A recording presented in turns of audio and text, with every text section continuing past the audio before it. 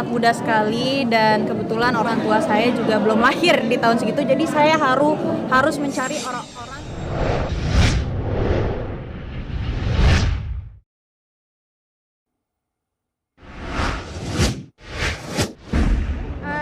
Yang pastinya produksi syuting tahunnya itu kita buat itu tahun 1964. Terus habis itu kita syuting baru tahun 2023 kemarin di bulan Agustus November kita syuting sekitar 1 bulan lebih di sana. Kita syuting di Banyuwangi dan ya seru banget, tantangannya sangat berat apalagi lokasi jauh dari rumah, dan di sana kita syutingnya di Kawurung dan itu masih paling atas lagi, jadi kita sama sekali nggak ada sinyal, dan di sana dinginnya kalau nggak salah 9 derajatan. Jadi ya kita harus benar-benar harus menjaga stamina semua cast yang ada di sini untuk bisa selalu memberikan yang terbaik sampai akhirnya selesai. Berapa lama di hutan?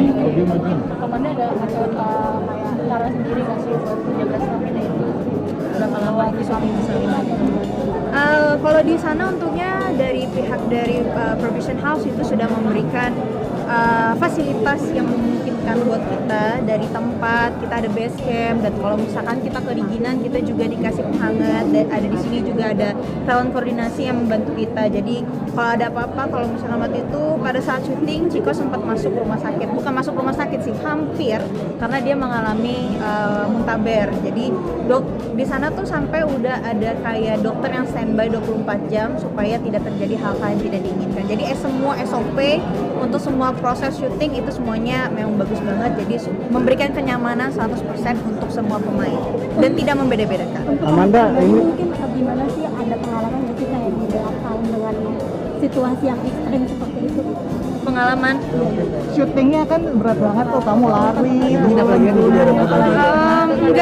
enggak sih, semuanya sih fine aja karena kita syutingnya juga nggak terlalu sampai pagi banget. Kita benar syuting sehat, kita mulai jam 5 pagi dan kita nggak terlalu banyak action night, jadi sekitar jam 6, jam 8 itu udah selesai, karena jam 9, jam 10 pasti kita udah nggak kuat ya dengan suasana, dengan suhu yang cukup lumayan parah, jadi kita membatasi waktu kerja gitu.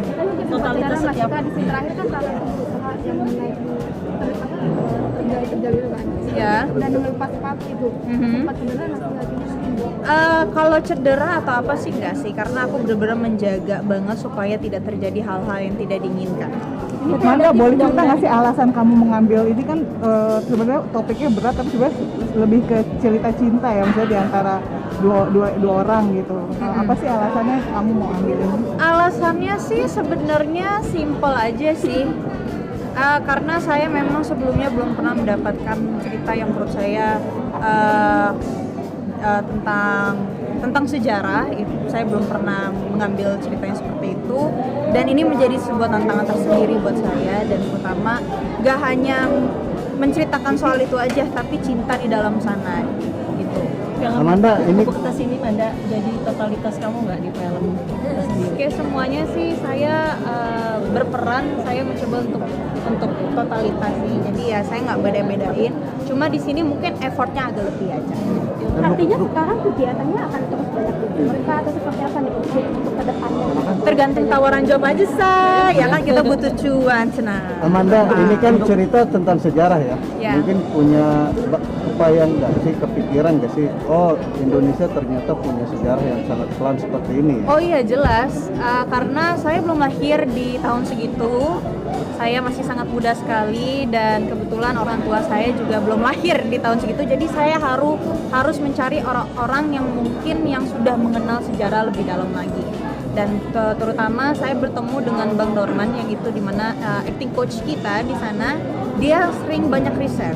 Dan dari Mas Denny, Mas Emil, mereka sebelum membuat film yang mungkin orang-orang bilang kontroversi seperti ini, mereka riset dulu dan akhirnya mereka memberikan sebuah cerita dan pengalaman yang mereka tahu untuk supaya kita juga ada, oh ternyata pada zaman itu seperti ini.